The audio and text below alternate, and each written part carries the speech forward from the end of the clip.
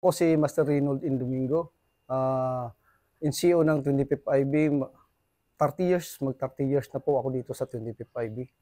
At hanga ako dito sa mga 25th IB kasi magagaling itong 25th IB at saka matatapang itong 25th IB. Magaganda yung mga repetition dito ng mga enlisted personnel.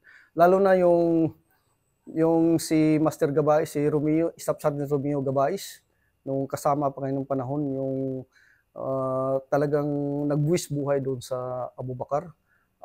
Tumatayo yun. Tumatayo siya, mag-encounter kami. Hindi yun tumatago. At saka matapang at saka mabait. Sana masunod yun ng mga henerasyon ng mga junior natin.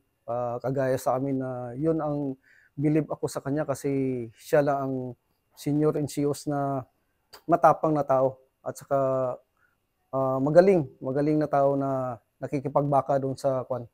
Kaya sana masunod yun ng mga henerasyon, ng bagong henerasyon natin, lalo na sa amin na masunod din ng mga bagong sundalo na dito ma-assign sa 25th IB.